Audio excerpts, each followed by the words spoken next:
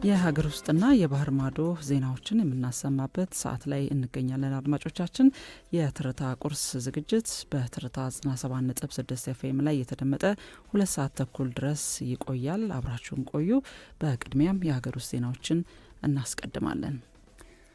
ኢትዮጵያ በቡድን 20 የመሪዎች ጉባኤ ያደረገችው ተሳትፎ በዓለም የባለ ብዙ ወገን መድረኮችን እያደገ የመጣውን የዲፕሎማሲ ሚና በግልጽ የታየበት መሆኑን የጠቅላይ ሚኒስትር ጽሕፈት ቤት ፕሬስ ሴክሬታሪያት ኃላፊ ብሌኒ ስዩም ገለጹ። ጠቅላይ ሚኒስትር አብይ አህመድ የተሳተፉበት የቡድን 20 ጉባኤና የጎንዮሽ ውይይቶችን አስመልክቶ የጠቅላይ ሚኒስትር ጽሕፈት ቤት ፕሬስ ሴክሬታሪያት ኃላፊ ብሌኒ ስዩም ማብራሪያ ሰጥተውበታል። የፕሬስ ሴክሬታሪያት ኃላፊ ብሌኒ ስዩም በማብራሪያቸው ኢትዮጵያ በደቡብ አፍሪካ ጋባዥነት በጉባኤው ላይ መሳተፏን ገልጸዋል። ጠቅላይ ሚኒስትር አብይ አህመድ ጉባኤው ጎን ለጎን ከበርካታ ሀገር መሪዎች፣ የባለብዙ ወገን ተቋማት ኃላፊዎች ጋር መወያየታቸውን ገልጸዋል። ጠቅላይ ሚኒስትሩ ከጉባኤው አዘጋጅ ሳውዝ አፍሪካ ፕሬዚዳንት ሲሪል ራማፎሳ ጋር መወያየታቸውንና ውይይቱ በጉባኤው የአፍሪካን የጋራ ድምፅና ፍላጎት ማሰማትና ማንጸባረቅ በሚቻልበት ሁኔታ ላይ ያተኮረ እንደነበርም አውስተዋል። ጠቅላይ ሚኒስትር አብይ ከአቡዳቢ አልጋ ወራሽ ሼክ ካሊድ ቢን መሐመድ ቢን ዛይድ አልናህያን፣ ከፈረንሳይ ፕሬዚዳንት ኢማኑኤል ማክሮን፣ ከዩናይትድ ኪንግደም ጠቅላይ ሚኒስትር ከይር ስታመር፣ ከኔዘርላንዱ ጠቅላይ ሚኒስትር ዲክ ሾፍ እና ከሌሎች ሀገሮች መሪዎች ጋር መምከራቸውንም አመልክተዋል። ከእስያ ሀገራትም መካከል ከቪየትናም፣ ኮሪያ ሪፐብሊክና ኢንዶኔዥያ መሪዎች ጋር መወያየታቸውን ገልጸዋል። በባለብዙ ወገን መድረክም ከተባበሩት መንግስታት ድርጅት ዋና ጸሐፊ አንቶኒዮ ጉተሬስ፣ ከአውሮፓ ህብረት ምክር ቤት ፕሬዚዳንት አንቶኒዮ ኮስታ፣ ከዓለም አቀፉ የገንዘብ ድርጅት ማኔጂንግ ዳይሬክተር ክሪስቲላ ጆርጂየቫና ከዓለም ባንክ ፕሬዚዳንት አጃይ ባንካ ጋር መምከራቸውንም አስታውቀዋል። በሌላ በኩል በውይይቶቹ ኢትዮጵያ እያደረገች የምትገኘውን የኢኮኖሚ ማሻሻያዎች ያስገኟቸው አመርቂ ውጤቶችና ኢንቨስትመንትን ለመሳብ እየተደረጉ ያሉ ጥረቶች እንዲሁም የኢኮኖሚ ማረጋጋት ተግባራትን መነሳታቸውን ገልጸዋል። ሀገራትና ተቋማቱ ማሻሻያዎቹ እንዲደግፉም ጥሪ መቅረቡን ጠቅሰዋል። ፕሬስ ሴክሬታሪዋ ኢትዮጵያ በቅርቡ 32ኛውን የተባበሩት መንግስታት ድርጅት የአየር ንብረት ጉባኤ ኮፕ 32ን እንድታስተናግድ መመረጧን አስታውሰው ጉባኤው በተሳካ ሁኔታ እንዲካሄድና ሁሉን አካታች እንዲሆን አጋሮች ድጋፍ በሚያደርጉበትና ኢትዮጵያ ልምድ በመቅሰም በምትችልበት ሁኔታ ላይ ውይይቶች መደረጋቸውን አመላክተዋል። ጉባኤው በሺዎች የሚቆጠሩ የሚሳተፉበት በመሆኑ ለቱሪዝም ልማት፣ ለመሰረተ ልማት ግንባታና ኢኮኖሚ እድገት ጉልህ አበርክቶ እንደሚኖረውም ጨምረው ተናግረዋል። በቡድን በመደራጀት በተለምዶ ሻሿ ተብሎ የሚጠራውን ወንጀል ሲፈጽሙ የነበሩና ከወንጀለኞች የተሰረቀ ዕቃን የሚገዙ 36 ግለሰቦችና 5 ተሽከርካሪዎች በቁጥጥር ስር መዋላቸውን ፖሊስ አስታወቀ። በቡድን በመደራጀት በመዲናዋ በተለምዶ ሻሿ ተብሎ የሚጠራውን ወንጀል የሚፈጽሙና ከወንጀለኞቹ የተሰረቀ ዕቃን የሚገዙ ወንጀል ፈጻሚዎችን በቁጥጥር ስር በማዋል በምርመራ እያጣራ መሆኑን የአዲስ አበባ ፖሊስ ጠቅላይ መምሪያ አስታውቋል። ከወንጀሉ ጋር ተያያዥነት ያላቸው 36 ግለሰቦችና 5 ተሽከርካሪዎች እንደያዘም ፖሊስ ገልጿል። ወንጀል ፈጻሚዎቹ ተሽከርካሪ ይዘው በመንቀሳቀስና ግለሰቦችን በማስፈራራት ስልክ የመቀማትና መሰል ድርጊቶችን ሲፈጽሙ እንደነበረም ተጠቅሷል። በተሽከርካሪ የተዟዟሩ ከወንጀል ፈጻሚዎች የተሰረቀ ዕቃን ሲገዙ የነበሩ ግለሰቦችም በሕግ አግባብ በተደረገ ብርበራ እንደዚሁም ፍተሻ ከግለሰቦቹ መኖሪያ ቤት 30,700 ብር፣ 1 ላፕቶፕ፣ 1 ታብሌት፣ 11 ዘመናዊ ስልኮች ተሰርቀው ቀፎዎቹ የተሸጡበት 188 የስልክ ሽፋኖች በኤግዚቢትነት መያዙን የልደታ ክፍለ ከተማ ፖሊስ መምሪያ አስታውቀዋል። በአጠቃላይ ከዚህ ወንጀል ጋር በተያያዘ 36 ሰዎችን በቁጥጥር ስር አውሎ ምርመራ እያጣራ መሆኑን ፖሊስ መምሪያው ገልጿል። በተለይም የትራንስፖርት ተሽከርካሪዎችን በመጠቀም የሚፈጸሙ የሿሿ ወንጀሎችን ለመከላከል የሚደረገውን ጥረት በማገዝ ህብረተሰቡ መረጃ በመስጠት ተባባሪ መሆን እንደሚገባው ያሳሰበው ፖሊስ ትራንስፖርት ተጠቃሚዎች ተገቢውን ጥንቃቄ ማድረግ እንደሚገባቸውም አሳስበዋል። በወንጀሉ የምርመራ ሂደት አንዳንድ የተሽከርካሪ ባለንብረቶች ሆን ብለው ተሽከርካሪዎቻቸውን ለወንጀል ፈጻሚዎች እንደሚያከራዩ በምርመራ ተደርሶበታልም ሲል ፖሊስ አስታውቋል። ድርጊቱ በግለሰቦች ላይ የሚያስከትለው የሕግ ጥያቄነት እንደተጠበቀ ሆኖ ወደፊት የተሽከርካሪዎችን አይነትና የባለንብረቶችን ስም ዝርዝር ለሕዝብ ግልጽ የሚያደርግም እንደሚሆን የአዲስ አበባ ፖሊስ ጠቅላይ መምሪያ አስታውቋል። የተከበራችሁና የተወደዳችሁ ውድ አድማጮቻችን ትርታ 97.6 ኤፍኤምን በመከታተል ላይ ትገኛላችሁ። ሀገራዊ ጉዳዮችን አጠናቀን አሁን ደግሞ ከውጭ ወዳገኘናቸው ዜናዎቻችን እናልፋለን። ሰባተኛው የአፍሪካ ህብረትና የአውሮፓ ህብረት የመሪዎች ጉባኤ ትላንት በአንጎላ ሉዋንዳ ከተማ ተጀምረዋል። ጉባኤውን የአንጎላ ፕሬዝዳንትና በወቅቱ የአፍሪካ ህብረት ሊቀመንበር ጆአአ ሎሬንቾና የአውሮፓ ህብረት ምክር ቤት አንቶኒዮ ኮስታ ጋር በጋራ መርተውታል። የአፍሪካ ህብረት ኮሚሽን ሊቀመንበር መሐመድ አሊ የሱፍና የአፍሪካ ህብረት ከፍተኛ አመራሮች፣ የህብረቱ ሀገሮች መሪዎች፣ የአውሮፓ ኮሚሽን ፕሬዝዳንት ኡርሱላ ቮንደር ሌይንና የአውሮፓ ህብረት ከፍተኛ የስራ ኃላፊዎች፣ የተባበሩት መንግስታት ድርጅት ዋና ጸሐፊ አንቶኒዮ ጉተሬስ፣ ወጣቶች፣ የሲቪክ ማህበራትና የንግድ ልዑካን በጉባኤው ላይ እየተሳተፉ ይገኛሉ። በዚህም ወቅት ሊቀመንበር መሐመድ አሊ የሱፍ በጉባኤው ላይ ባደረጉት ንግግር አፍሪካ በቅርቡ የዓለም እድገት ኃይል ምንጭ እንደምትሆን ገልጸዋል። የተትረፈረፈ የገበያ እድል፣ የሰው ኃይልና የተፈጥሮ ሀብቶች የዓለም እድገት ዋነኛ ተዋናይ የሚያደርጓት አቅሞች መሆናቸውንም አመልክተዋል። ሊቀመንበሩ በአፍሪካና በአውሮፓ መካከል ሚዛናዊ የሆነ የንግድ አጋርነት ሊኖር እንደሚገባ ጠቅሰው በአፍሪካ ያለው የአውሮፓ ኢንቨስትመንት መጨመር እንዳለበትም አንስተዋል። አፍሪካ ሀገራት ወደ አውሮፓ ህብረት ገበያ በሚፈለገው መጠን እንዳይገቡ ያደረጋቸው የታሪፍና ከታሪፍ ጋር ያልተያያዙ ገደቦች እንዲነሱም ጠይቀዋል። እኩልነትና የጋራ ፍላጎቶችን መሰረት ባደረገ መልኩ ጠንካራ የባለብዙ ወገን ትብብር መገንባት እንደሚገባም አሳስበዋል።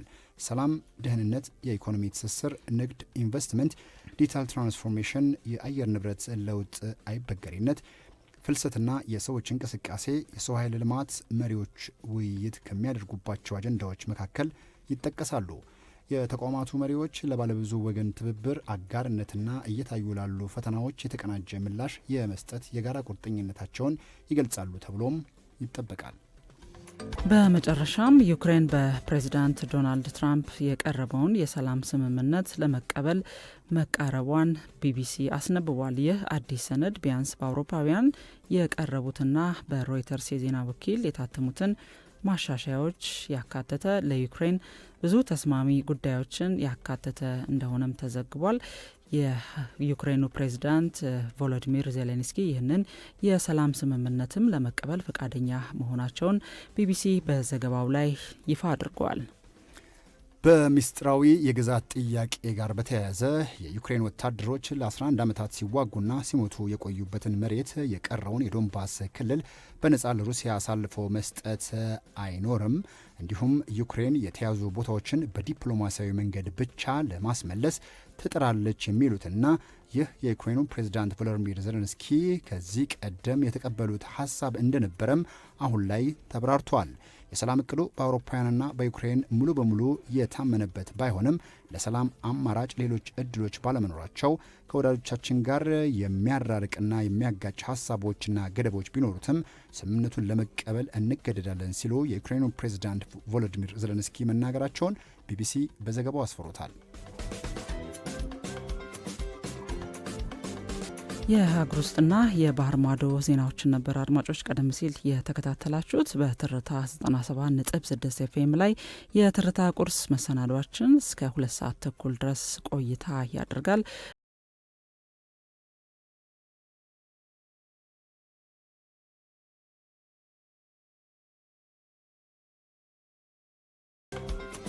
የዕለተ ማክሰኞን የትርታ ቁርስ እያስተናገድናችሁ ቆይታ እያደረገን እንገኛለን። እናንተም አብራችሁን ስላላችሁ ከልብ አድርገን እናመሰግናለን። ቴክኒሻናችን እዩል ያሰፋ በቴክኒክ ቁጥጥሩና በዜማ ግብሻው ከኛ ጋር አለ። ቆንጆ ተሾመና ምድዩ ሸረፋ እያስተናገድናችሁ ቆይታ እያደረገን እንገኛለን። የአጋሮች መልእክት ሰማን። አሁን ደግሞ የሰዓት ወጃውን ተከትሎ በቀጥታ የምናልፈው ከሀገር ውስጥና ከባህር ማዶ ወዳዘጋጀናቸው ዜናዎቻችን ይሆናል። የሀገራዊ ጉዳዮች ይቀድማሉ። ዝቅተኛ በካይ ጋዝ የሚጠቀሙ ተሽከርካሪዎችን በስፋት ጥቅም ላይ ለማዋል ርብርብ እየተደረገ መሆኑን የትራንስፖርትና ሎጂስቲክ ሚኒስትሩ ዶክተር አለሙ ስሜ ተናግረዋል። ሚኒስቴሩ ከፓወር አፍሪካ ጋር በመተባበር የሚያዘጋጀው ሁለተኛው ኢትዮ ግሪን ሞቢሊቲ 2025 ኤግዚቢሽንና ባዛር ከታህሳስ 9 ቀን እስከ ታህሳስ 12 ቀን 2018 ዓ.ም በአዲስ ዓለም አቀፍ ኮንቬንሽን ማዕከል ይካሄዳል። ሚኒስትሩ አለሙ ስሜ ሁለተኛውን ኢትዮ ግሪን ሞቢሊቲ 2025 ኤግዚቢሽንና ባዛር ለማካሄድ በተደረጉ ዝግጅቶችና በሚጠበቁ ውጤቶች ላይ ማብራሪያ ሰጥተዋል። በማብራሪያቸውም የኢትዮጵያ አረንጓዴ አሻራ ስራዎች ኢትዮጵያ ኮፕ 32ን የዓለም አየር ንብረት ለውጥ ጉባኤ እንድታስተናግድ እንድትመረጥ አድርጓታል ሲሉም ጠቅሰዋል። በትራንስፖርትና ሎጂስቲክስ ዘርፍም ታዳሽ ኃይልም ሆነ ዝቅተኛ በካይ ጋዝ የሚጠቀሙ ተሽከርካሪዎች በስፋት ጥቅም ላይ ለማዋል ርብርብ እየተደረገ መሆኑንም አውስተዋል። ከታህሳስ 9 ቀን 2012 ቀን 2018 ዓ.ም ድረስ የሚካሄደው ኢትዮ ግሪን ሞቢሊቲ ኤግዚቢሽንና ባዛር ለአረንጓዴ ኢኮኖሚ ግንባታ አዎንታዊ ሚና እንደሚጫወትም አስረድተዋል። በኤግዚቢሽንና ባዛሩ ላይ ኤሌክትሪክን ጨምሮ የተለያዩ ታዳሽ ኃይል የሚጠቀሙ ተሽከርካሪ አምራቾች፣ ቴክኖሎጂ አቅራቢዎች፣ በዘርፉ የተሰማሩ ዓለም አቀፍ ተቋማትና የጥናትና ምርምር ተቋማት እንደሚሳተፉም ተመላክቷል። በዘርፉ የሚስተዋሉ ችግሮች መፍትሄ አቅጣጫዎች ላይ በጋራ ውይይት የሚደረግበት መርሃ ግብር መሰናዳቱንም በመረጃው ተመላክቷል። እያደገ የመጣውን ሀገራዊ የዜጎች ፍልሰት ለመቀነስ በምርምር ስርዓት የሚደገፍ የባለድርሻ አካላት ቅንጅታዊ አሰራርን አጠናክሮ ማስቀጠል አስፈላጊ መሆኑ ተገልጿል። ትምህርት ሚኒስቴር ከዓለም አቀፉ የህጻናት አድን ድርጅት ጋር በመተባበር በኢትዮጵያ የፍልሰት ምርምርን ለማሳደግ የከፍተኛ ትምህርት ተቋማት ሚና በሚል መሪ ቃል በፍልሰት ላይ የሚሰሩ የሲቪክ ማህበራት፣ መንግስታዊና መንግስታዊ ያልሆኑ ተቋማት የተሳተፉበት አውደ ጥናትን ትላንት አካሂዷል። በአውደ ጥናቱ መክፈቻ ላይ የተገኙት የትምህርት ሚኒስቴር አማካሪ ሚኒስቴር ዴኤታ ፕሮፌሰር ግንደያ ገብረ ህይወት እያደገ የመጣውን ሀገራዊ የዜጎች ፍልሰትን ለመቀነስም ሆነ በሚገባ ለማስተዳደር በምርምር ስርዓት የሚደገፍ የባለድርሻና አጋር አካላት ቅንጅታዊ አሰራርን አጠናክሮ ማስቀጠል አስፈላጊ መሆኑን አንስተዋል። አውደ ጥናቱ በዩኒቨርሲቲዎች የጋራ ትብብርና ቅንጅት በሚሰሩ ምርምሮች የሚለዩ የህግ ማዕቀፎችና የአተገባበር ክፍተቶች አግባብነት ባላቸው ተቋማት ተወስደው ለአስፈጻሚዎች ውሳኔና ለፈጻሚዎች ትግበራ ማሻሻያነት የሚውሉበት ምቹ ሁኔታን የሚፈጥር መሆኑንም ገልጸዋል። ፕሮፌሰር ክንድያ አክለውም በአሁኑ ወቅት ለፍልሰት በተሰጠው ሀገራዊ ትኩረት የፍልሰት ምርምር ለዩኒቨርሲቲዎች ከተሰጡት የምርምር ስትራቴጂ መካከል አንዱ እንዲሆን ከመደረጉ በተጨማሪም ፍልሰት እንደ አንድ ዋነኛ የማህበረሰብ አጀንዳ ተወስዶ እንዲሰራበት መደረጉንም ተናግረዋል። በዓለም አቀፍ የህፃናት አድን ድርጅት የፕሮግራም ትግበራ ዳይሬክተር አቶ አብድረዛቅ አህመድ ድርጅታቸው ለብሔራዊ ፍልሰት ምላሽ ድጋፍ ሲሰጥ መቆየቱን ጠቅሰው ከፍልሰት ምርምር የሚገኙ ግብዓቶች ደግሞ ፕሮግራሙ ይበልጥ በውጤታማነት እንዲፈጸም የሚያግዙ እቅዶችን ለማቀድ የሚረዱ በመሆናቸው ድርጅታቸው ምርምርን አጽንኦት ሰጥቶ የሚደግፍ መሆኑንም አንስተዋል። ዳይሬክተሩ አክለውም በአሁኑ ወቅት ባሉት የተለያዩ ችግሮች የተነሳ እየጨመሩ የመጡ የፍልሰት ተጋላጭነቶችንና ጉዳቶችን ለመቀነስ ቅንጅትና አስቸኳይ የጋራ ምላሾች የሚያስፈልጉ መሆኑንም አስረድተዋል። በፍትህ ሚኒስቴር ብሔራዊ ፍልሰት ትብብር ጥምረት ሴክሬታሪያት ኃላፊ አቶ አብርሃም አያሌው ባለፉት 3 ዓመታት ፍልሰት ብሔራዊ የልማትና ደህንነትን አጀንዳ ወደ መሆኑ የተሸጋገረ መሆኑንም ጨምረው አንስተዋል። ወደ ውጭ ዜናዎች እናልፋለን። አድማጮቻችን፣ የሱዳን ፈጣን ኃይሎች መሪ በቀጣይነት እንግዲህ የተኩስ አቁም ስምምነቱን ለመፈጸም በተናጠል እርምጃ መውሰዱን ይፋ ያደረገበትን ዜና እናገኛለን። ሬውተርስ ትላንት ምሽት ይፋ ባደረገው ዜና ላይ የሱዳን የእርስ በርስ ግጭት ያስቀጠለውን ከፍተኛ የረሃብ ቀውስ በተመለከተ አሜሪካንና ዓለም አቀፉ ተቋማት ማውገዛቸው ይታወሳል። ይህንንም ተከትሎ የፈጣን ኃይሎች ጦር ለ3 ወራት የሚሆን የእርዳታ ቁሶች እንዲገቡ በተናጠል የተኩስ ማቆም እርምጃ መውሰዱን ነው ያስታወቀው። ይህ በእንዲህ እንዳለ በሱዳን የሚካሄደውን ጦርነት በሚያስቀርበት ሁኔታ በአሜሪካ አስተባባሪነት ዩናይትድ አረብ ኤምሬትስ፣ ግብጽና ሳውዲ አረቢያን ጨምሮ የተሳተፉበት ባለፈው ሳምንት የ3 ወራት የተኩስ አቁም የሰላም ድርድር ያቀረቡ ሲሆን የአርኤስኤፍ ኃይሎች ጉዳዩን የተቀበሉት መሆናቸውን አረጋግጠዋል። ይሁን እንጂ የሱዳን ጦር አሁንም የድሮን ጥቃቶችን እየፈጸመ ነው ሲል የፈጣን ድጋፍ ሰጪ ኃይሎች ወቀሳውን አቅርበዋል ሲል የዘገበው ሮይተርስ ነው።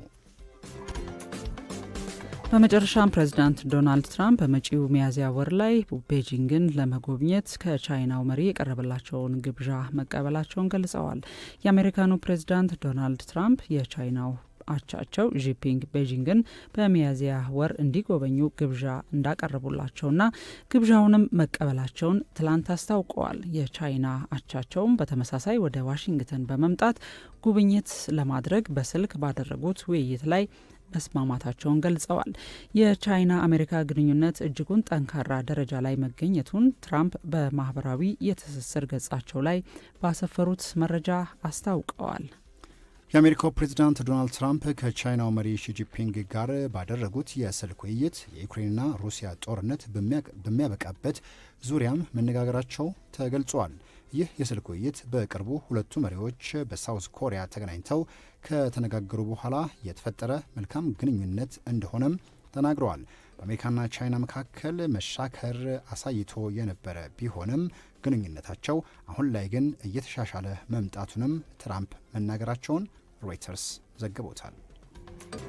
የተከበራችሁና የተወደዳችሁ አድማጮቻችን ከሀገር ውስጥና ከባህር ማዶ ያዘጋጀናቸው ዜናዎቻችን ያደመጣችኋቸውን ይመስሉ ነበረ። አሁን በቀጥታ በተለይ በዚህ ሳምንት የተከናወኑ የዓለም አቀፍ የእንግሊዝ ፕሪሚየር ሊግና ሌሎችም የእግር ኳስ ውድድሮች፣ ሌሎች ስፖርታዊ መረጃዎች አሉ። ቀደም ሲል በመግቢያችን ከጠቀስናቸው ሀሳቦች በመነሳት ማለት ነው። ቆንጅት የተወሰኑ ነጥቦችን አንስተን እስቲ ከዓለም አቀፍ ስፖርታዊ ጉዳዮች አንዳንድ ሀሳቦችን ለአድማጮቻችን እያጋራን እንቀጥል። አዎ፣ በተለይ ዛሬ የሚጠበቁ የዓለም አቀፍ የእግር ኳስ የውድድር መድረኮች በቻምፒየንስ ሊግ ይካሄዳሉ። አስቀድመን የሀገር ውስጥ የእግር ኳስ ዜናዎችን እናስደምጥ ለአድማጮቻችን። 8ኛው ሳምንት የፕሪሚየር ሊጉ ጨዋታ ትላንትና ተካሂዶ ነበር። የሴቶቹ የ8ኛ ሳምንት የኢትዮጵያ ፕሪሚየር ሊግ ጨዋታ ሲካሄድ ኢትዮ ኤሌክትሪክ አሁንም ያለ ሽንፈት ጉዞውን እንደቀጠለ ይገኛል። ሲዳማ ቡናን ትላንት 2-0 ያሸነፈበትን ውጤት ያስመዘገበ ሲሆን ለኢትዮ ኤሌክትሪክ ዳግማዊት ሰለሞን ሁለቱንም ግቦች አስቆጥራለች። በተመሳሳይ ትላንት ሐዋሳ ከተማ ሸገር ከተማን 2-0 ያሸነፈበት ውጤት ተመዝግቧል። የኢትዮ ኤሌክትሪክ ሊጉን እስካሁን ሳይሸነፍ 8ቱንም ጨዋታዎች በማሸነፍ በ24 ነጥብ በቀዳሚነት እየመራ ይገኛል። ከ17 ዓመት በታች የአፍሪካ ዋንጫ ሴካፋ ዞን የማጣሪያ ጨዋታዎች በኢትዮጵያ አስተናጋጅነት እየተካሄዱ እንደሆነ ይታወቃል። ጨዋታዎቹ በአዲስ አበባ አበበ ቢቂላ ስቴዲየምና ድሬዳዋ ላይ በድሬዳዋ ኢንተርናሽናል ስቴዲየም እየተከናወነ ነው የሚገኘው። የኢትዮጵያ ብሔራዊ ቡድን እስካሁን ያደረጋቸውን ጨዋታዎች ድል በማድረግ አድናቆትን እያተረፈ ነው የሚገኘው። በትላንትናው እለትም አንድ ጨዋታ እየቀረው በምድብ ማጣሪያው ወደ ግማሽ ፍጻሜ ማለፉን አረጋግጧል። ይህ የሆነውም ኬንያ ትላንት በምድቡ የምትገኘው ኬንያ ትላንት ደቡብ ሱዳንን 2-0 ማሸነፏን ተከትሎ ነው ኢትዮጵያ ለግማሽ ፍጻሜ ማለፏን ያረጋገጠችው። ምድብ 1 ላይ ኢትዮጵያና ኬንያ እኩል 7 ነጥብ ይዘው ምድቡን እየተፎካከሩ ይገኛሉ። በመጨረሻ ነገ ምንም እንኳን ምድቡን ያለፉ መሆናቸውን ቢያረጋግጡም የሚያደርጉት እርስ በርስ የሚያደርጉት ጨዋታም እንደዚሁ ከፍተኛ ትኩረት ተሰጥቶታል። ጠንካራ ፉክክርም ይደረጋል ተብሎ ነው የሚጠበቀው። ሶማሊያ የምድቡ ተሰናባች ሆናለች። ደቡብ ሱዳንና ሩዋንዳን በተመሳሳይ ተሰናባች የሆኑ ሀገሮች ናቸው። ወደ ውጭ ዜናዎች ስናልፍ ትላንት ምሽት በእንግሊዝ ፕሪሚየር ሊግ ማንቸስተር ዩናይትድ በሜዳው ኦልድ ትራፎርድ ላይ በኤቨርተን 1-0 በሆነ ውጤት ተሸንፎ ነጥብ ጥሏል። ይህ ያልተጠበቀ ውጤት ሆኖ መነጋገሪያም ሆኗል። በ13ኛው ደቂቃ የማንቸስተር ዩናይትድ በኤቨርተን ተጫዋች እንግዲህ ተቀንሶለት በጎዶሎ ተጫዋች ኤቨርተንን ማሸነፍ አልቻለም። ይህም እንግዲህ አስደናቂ ውጤት ተብሎ ነው እንግዲህ ከረፍት በኋላ እንኳን ቢያንስ አሰላለፉን ቆይረው ሮበን አሞሪም ትግል ያደርጋሉ ተብሎ ቢጠበቅም ሊሳካላቸው አልቻለም። እንደገና ከፍተኛ ጫናን የሚያስተናግዱበት ውጤት ሆኖ ነው የተገኘው። ወደ ቻምፒየንስ ሊግ ጨዋታዎች ስናመራ ዛሬ ምሽት 5 ሰዓት ላይ ከሚደረጉ የተለያዩ የአውሮፓ ከተሞች የቻምፒየንስ ሊግ ጨዋታዎች መካከል እንግሊዝ በስታንፎርድ ብሪጅ ቼልሲ ከባርሴሎና የሚያደርጉት ጨዋታ ከፍተኛ ግምት ተሰጥቶታል። ከዚህ በተጨማሪ ማንቸስተር ሲቲ ኢትሃድ ላይ ባየር ሊቨርኩሰንን ያስተናግዳል። ሲቲ 10 ነጥብ ይዞ 4ኛ ደረጃ ላይ ይገኛል። በከፍተኛ መነቃቃት ላይ የሚገኝ ቡድን ከመሆኑ ጋር በተለይ በአርሊንግ ሃላንድ በብሔራዊ ቡድን ውስጥ ጥሩ እንቅስቃሴ እያደረገ ከመሆኑ አንጻር ዛሬም በቡድኑን ይታደጋል ተብሎ ይጠበቃል። ኦሎምፒክ ማርሴይ ከኒውካስትል ዩናይትድ፣ ናፖሊ ከካራባግ፣ ስላቪያ ፕራግ ከአትሌቲኮ ቢልባኦ፣ ቦሩሲያ ዶርትሙንድ ከቪያሪያል የሚያደርጉት ጨዋታም እንደዚሁ ይጠበቃል። ቦዶ ከጁቬንቱስ ሌላኛው የምሽት 5 ሰዓት ጨዋታዎች መካከል ይጠቀሳል። እነዚህ ጨዋታዎች እንግዲህ ሁሉም ምሽት 5 ሰዓት ላይ ሲደረጉ ቀደም ሲል እንደገለጽ ነው ቼልሲ ከባርሴሎና የሚያደርጉት የቻምፒየንስ ሊጉ ጨዋታ ትልቅ ግምት ተሰጥቶታል። በሁለቱም ቡድኖች መካከል እንግዲህ ከፍተኛ ፉክክር በተለይም ዲዲየር ድሮግባ በነበረበት ወቅት ላይ ከባርሴሎና ጋር የነበረው ፉክክር እንደገና በትዝታ መልክ እየተነሱ ይገኛል። ቼልሲና ባርሴሎና በዘንድሮ ውድድር 4 ጨዋታዎችን አከናውነው በተመሳሳይ 7 ነጥብ ይዘዋል። በደረጃ ሰንጠረዡም 11ና 12ኛ ደረጃ ላይ ነው የሚገኙት።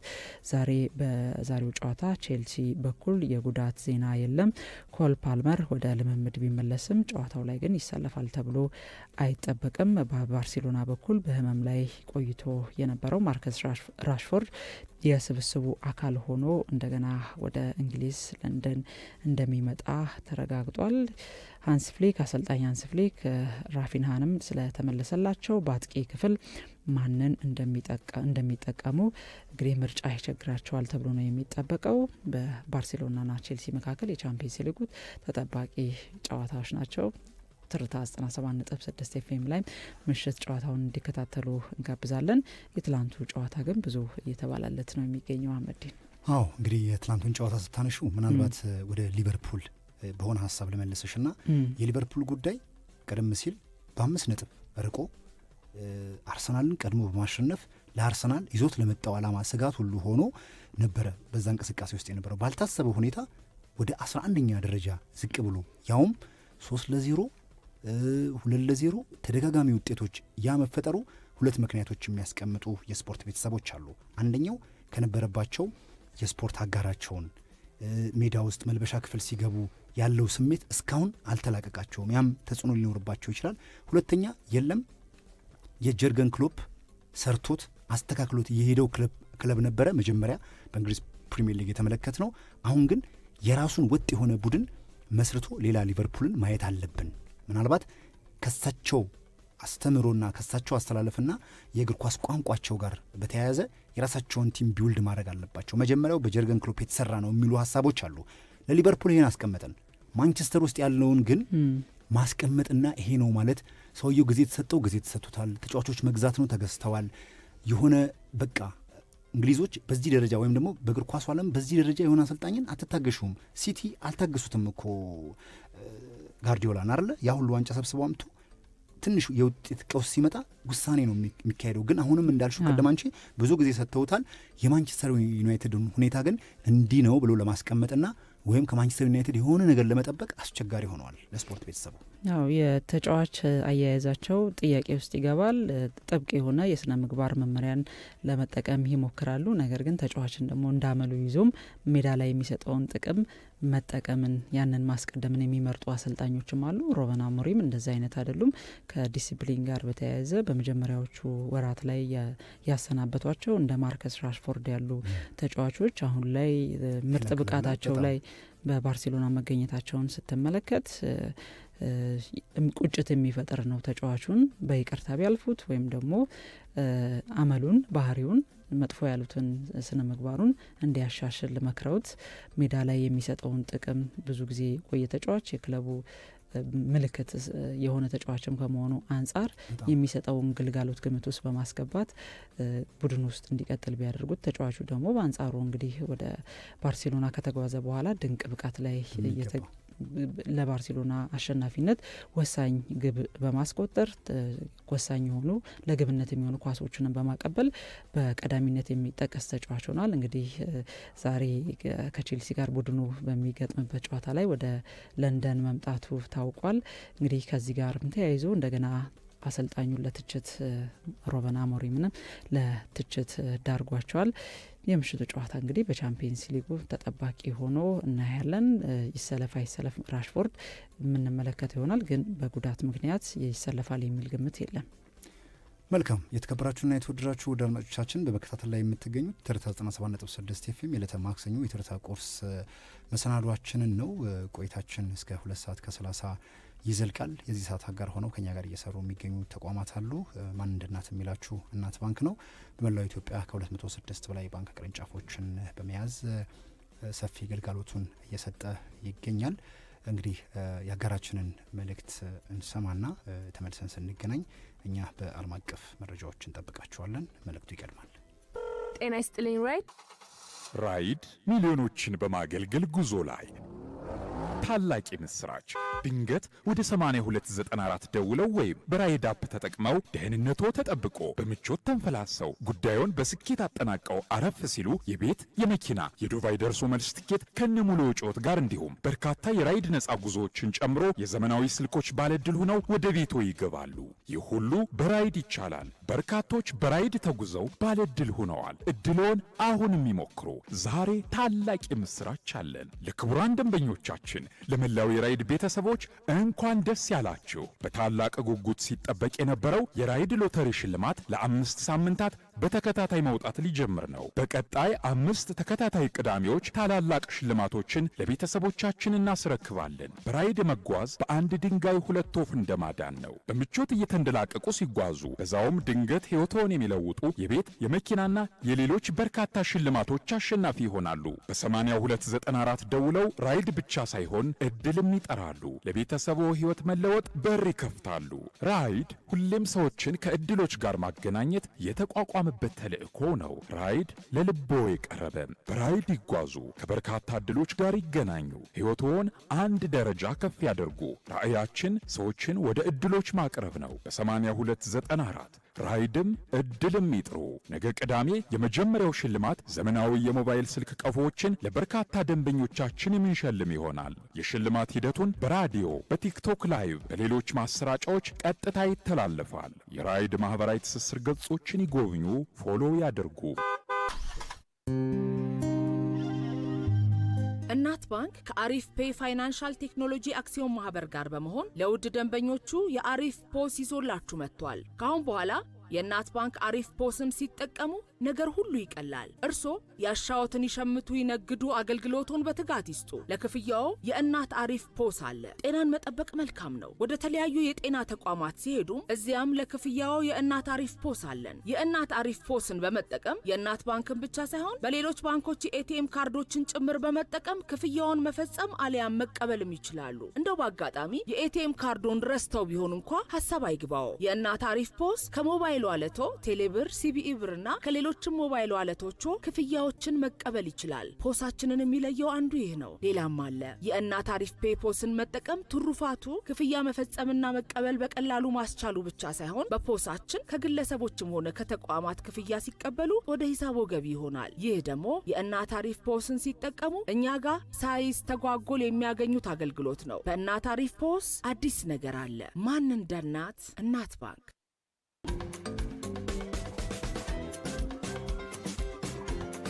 ሰሞኑን ጃማይካን ያስጨነቃትና ከፍተኛ ማህበራዊ ኢኮኖሚያዊ ቀውስ ውስጥ የከተታት የሜሊሳ አውሎ ንፋስ አንደኛው ነው። አብዛኛው ህዝቦቿ በዚህ አውሎ ንፋስ ተጠቂ ሆኗል። የሀገሪቱ ኢኮኖሚም በከፍተኛ ሁኔታ መውደሙና እንደገና ያንን ለመጠገምንም ብዙ አመታት እንደሚፈጅባት ተነግሯል። ይህ ጃማይካውያንን እጅግ ያሳዘነ ወቅታዊ ጉዳይ ሆኖ ይጠቀሳል። ሌላ ደግሞ ሀዘን ጃማይካን ገጥሞታል። ትላንትና ምሽት ስመጥር አርቲስቷ ሙዚቀኛው ጂሚ ክሊፍ በ81 ዓመቱ ከዚህ ዓለም በሞት ተለይቷል። የጃማይካን የሬጌ ሙዚቃን በመጀመሪያዎቹ ዓመታት ላይ ለዓለም ማስተዋወቅ ከቻሉና በጣም ተወዳጅና ዘመናዊ ሽሬ የሆኑ የሙዚቃ ስራዎችን በፊልም ትወናም ተሳትፏል። በአብዛኛው የሬጌ ሙዚቃዎችን በመጫወት ይታወቃል። በተለይ ከ1960ዎቹ ጀምሮ የጃማይካን ድምጽ በዓለም አቀፍ የሙዚቃ አፍቃሪዎች ልብና ጆሮ ውስጥ ሰርጾ እንዲቆይ ለማድረግ ተቀባይነት፣ ተወዳጅነትና ዘላቂነትም እንዲኖረው በማድረግ ረገድ ጂሚ ክሊፍ ቀዳሚው የጃማይካ ድምጻዊ ሆኖ ይጠቀሳል። ትላንት ምሽት የሰማነው አሳዛኝ የህልፈቱ ዜና ጃማይካውያንን እጅግ ልብ እንደሰበረ ነው እንግዲህ ዜናዎች ሁሉ እየገለጹ የሚገኙት። ዛሬም ድረስ ተወዳጅና ዘመናዊ ሽሬ የሆኑ የሙዚቃ ስራዎቹ ግን በአፍቃሪዎቹ በአድናቂዎቹ ልብ ውስጥ ቆይተው እንግዲህ እሱንም ህያው አድርገውት ይቆያሉ። መልካም እንግዲህ ጃማይካ ስትነሳ የቦብ ማርሊ ቤተሰቦችና እነ የጃማይካ የቦብ ማርሊ ቤተሰቦቹን ጭምር በሬጌው ከፍ ብለው እንደሚነሱ ይታወቃል። ጂሚ ክሊፍ ደግሞ ቀደምት ከሚባሉት ይጠቀሳል። በጁላይ 30 1944 ነው በሴንት ጄምስ ፓርሺ በደቡብ ምዕራብ ጃማይካ እንደተወለደ የሚነገረው። እንግዲህ ከቤተሰቦቹ ጋር ሆነው የሬጌ ሙዚቃን በዓለም አቀፍ ደረጃ ጃማይካ እንድትታወቅ ስመጥር እንድትሆን ህይወቱ እስካለፈበት ጊዜ ድረስ ስሙ ከሙዚቃ ጋር ተያይዞ በዓለም አቀፍ ደረጃ የሚወሳና የሚነገርለት ነው። ዛሬም ዜናው በዓለም አቀፍ ደረጃ አሳዛኝ ዜና ሆኖ እንዳልሽው በመግቢያሽ ለጃማይካ ትልቅ ሀዘን ሆኖባታል። በዓለም አቀፍ ደረጃ እንደ ግራሚ አዋርድ ያሉ ትልልቅ የሙዚቃ ሽልማቶችን ማግኘት ችሏል። 1985 ላይ ክሊፍ ሃንገር የተሰኘው የሙዚቃ አልበሙ፣ እንደዚሁም 2012 ላይ ሪበርዝ ሲል አድማጮች ያቀረበው አልበሙ ጂሚ ክሊፍን በግራሚ አዋርድ ተሸላሚ እንዲሆን አድርጎታል። 2010 ላይ በሮክ ኤንድ ሮል የምንጊዜም ታዋቂ ሰዎች ዝነኛ ሰዎች የክብር መዝገብ ውስጥም መስፈር ችሏል። እንደ ዋይክሌፍ ዣን ያሉ ድምፃውያን በማነቃቃት ሙዚቃው ላይ ፍቅር እንዲኖራቸው በማድረግ ረገድም ትልቅ ምልክትና ምሳሌ ሆኖ ይጠቀሳል። እኔ ራሴን የማየው እንደ ጂሚ ክሊፍ ነው። ጂሚ ክሊፍን ለመሆን ሙዚቃን ጀምሬያለሁ ሲል ዋይክሌፍ ዣን ከዚህ በፊት በሰጣቸው ቃለ ምልልስ ላይ ይናገራል። ለብዙ ወጣት ድምፃውያን የሬጌ ሙዚቃ አፍቃሪዎችም ከፍተኛ መነቃቃትን የፈጠረና መሪ ሆኖ በሙዚቃው ዓለም ቆይታን ያደረገ ተወዳጅ ሙዚቃዎቹንም ለሙዚቃ አፍቃሪዎች ያቀረበ ነው። ጂሚ ክሊፍ በ81 ዓመቱ ህይወቱ ማለፉን ትላንት ምሽት የተለያዩ መገናኛ ብዙኃን ይፋ አድርገዋል። ባለቤቱም ይህንኑ አረጋግጣለች። ከጂሚ ክሊፍ አይረሴ ሙዚቃዎች ውስጥ እንግዲህ አንደኛውን በመጋበዝ ነው የምንሰነባበተው። ክቡራን አድማጮቻችን ብርቱ ቀንን በማስቀደም የትርታ ቁርስ መሰናዶን ጀመርን። ከዚያ በኋላ ደግሞ በትንበያና በመዳረሻ ከተማ ጉብኝት ወደ ጣና ሐይቅ ሄደን ጉብኝት አድርገናል። ሌሎችም የቴካፕና የዳሰሳ መሰናዷችንን አካተን ቆንጂት ተሾምና አህመዲ ሸረፋ በጋራ ከእናንተ ጋር ቆይታ ስናደርግ ቴክኒኩን ኢዩኤል አሰፋ ተቆጣጥሮታል። ትርታ 97.6 ኤፍኤም በአጋርነት ከኛ ጋር ሲሰሩ የነበሩት እናትና ራይድ አብረውን ነበሩ። እኛ ከወዲሁ ልንሰናበታችሁ ወደድን። ቀናችሁ ያማረና ደስ የሚል እንዲሆን ተመኝተን ለደወላችሁልን አድማጮች ሁሉ አክብሮትና ምስጋናችን እጅግ የላቀ ነው። መልካም ቀን እንዲሆንላችሁ ተመኘን። ሰላም።